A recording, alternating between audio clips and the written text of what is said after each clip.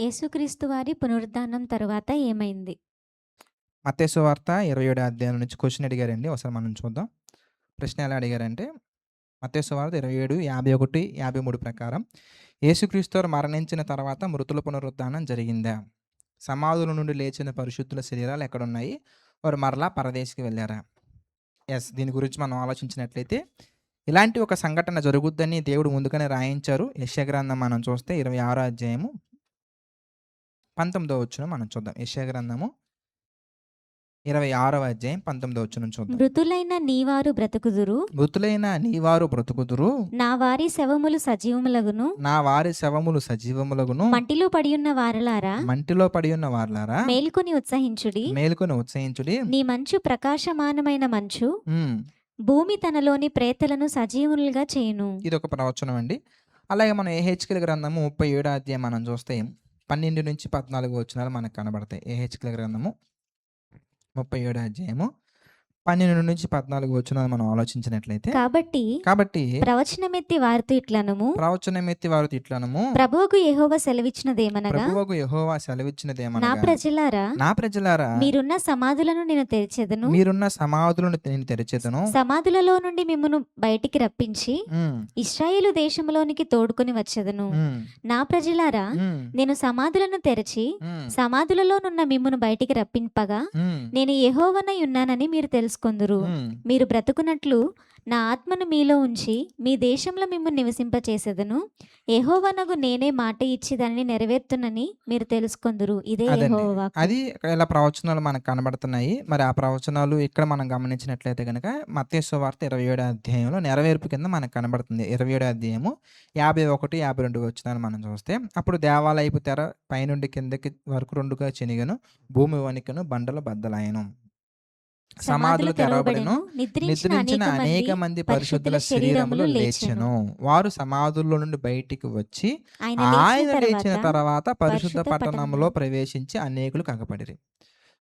ఇది జరిగినటువంటి సంఘటన. అందులో క్వశ్చన్స్ మనం ఒకసారి ఆలోచించినట్లయితే, మృతుల పునరుద్ధానం అనగానే మీరు మృతుల పునరుద్ధానం అనేటువంటి స్టేట్మెంట్ ఇక్కడ పెట్టలేములే కానీ, ఇక్కడ ఏం జరిగింది ఎంతకనగానే పాతాళంలో ఉన్నటువంటి వారు అనగా పరదేశంలో ఉన్నటువంటి వారు, ఎందుకని అక్కడ రాయబడినటువంటి మాట మీరు ఆలోచించినట్లయితే కనుక 53వ వచనం మనం చూస్తే, ఆయన లేచిన తర్వాత క్షమించండి వారు సమాధుల నుండి బయటికి వచ్చి 52వ వచనం, సమాధులు తెరవబడెను, నిద్రించిన అనేక మంది పరిశుద్ధుల శరీరములు లేచెను. కనుక ఇక్కడ 2 అవకాశాలు ఉండేటువంటి అవకాశం ఉంది. అదేంటి ఎంతకనగానే, నెంబర్ 1, మనకి పాత నిబంధనలో మనం గమనించినట్లయితే సౌలు గారు మనకు కనబడతారు. అలాగే సౌలు గారు అంటున్నాను, సమూయేలు గారు మనకు కనబడతారు. అలాగే కొత్త నిబంధన కాలంలో మనకి వీళ్ళు కనబడతారు, మోషే గారు, ఏలియా గారు వచ్చినట్టుగా యేసుక్రీస్తు వారితో మాట్లాడే సందర్భాలు మనకు కనబడుతూ ఉంటాయి. అలాగే కొన్ని సందర్భాలలో మనం గమనించినట్లయితే కనుక అది మొదటి కేటగిరీ. ఇప్పటిదాకా నేను చెప్పినటువంటిది మొదటి కేటగిరీ. ఎవరు? సౌలు గారి దగ్గర ఉన్నటువంటి సమూయేలు గారు కావచ్చు, అలాగే మోషే గారు కావచ్చు, ఏలియా గారు కావచ్చు. ఇది ఒక పర్పస్ మీద, స్పెషల్ పర్పస్ మీద దేవుడు భూమి మీదకి తీసుకొచ్చారు. అలా స్పెషల్ పర్పస్ మీద దేవుడు తీసుకొచ్చినటువంటి సందర్భాలు మనకి, ఆ సందర్భాల్లో మనం క్లియర్గా చూస్తే పరిశుద్ధులు మాత్రమే మనకు కనబడతారు తప్ప, పాపము చేసి పాతాళానికి వెళ్ళినటువంటి వారు ఎవరు మనకు కనిపించరు.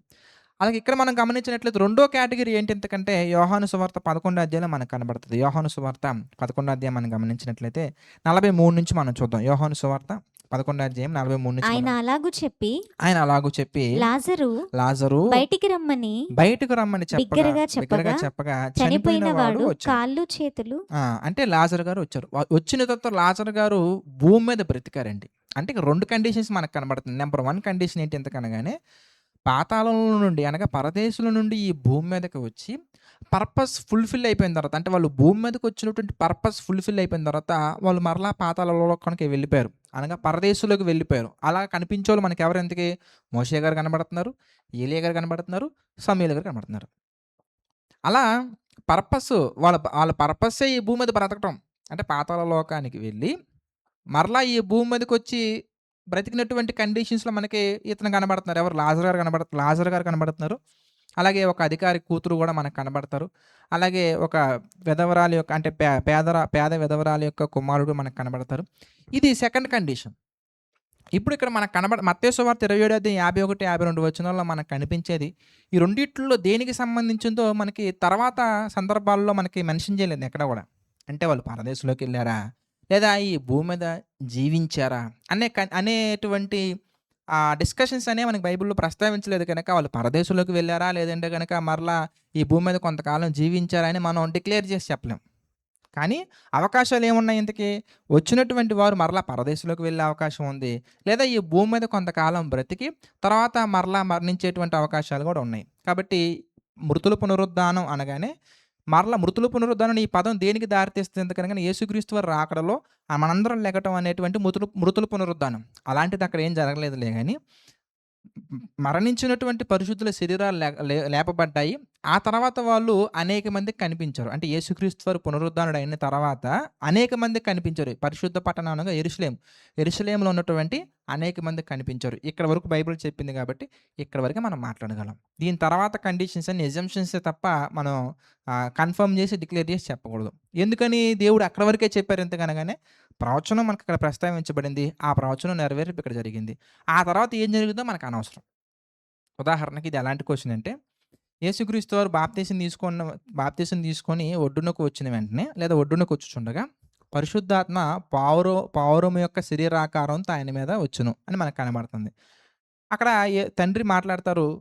సంఘటన అంతా అయిపోయింది. అప్పుడు పావురం ఎక్కడికెళ్ళిపోయిందంటే వచ్చినటువంటి పావురం ఎక్కడికెళ్ళిపోయిందంటే అది మనకు రాయలా. ఆ పావురం ఆయన తల మీదే ఉందా? లేదంటే ఆయన తల మీద ఉందా? భుజం మీద ఉందా? రాయలేదు.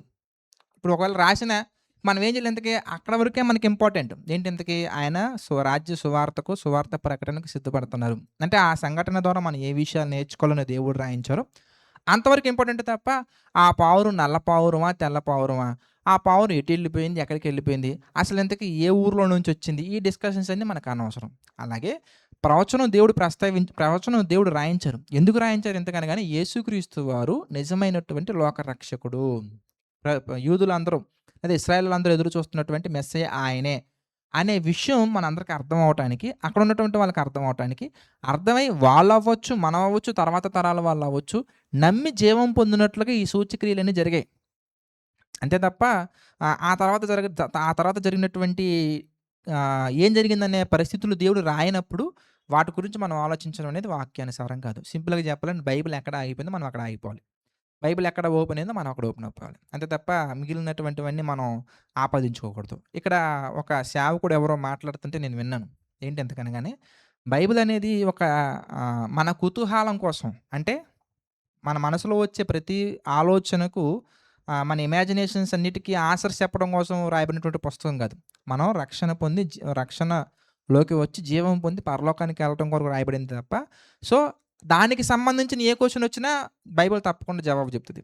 అనగా మనం పరలోకం వెళ్ళటానికి ఏ క్వెషన్ అయితే ఇంపార్టెంటో లేదా మనకొచ్చే ప్రతి ప్రశ్నకు సమాధానం మనకి బైబిల్‌లో కనబడుతది.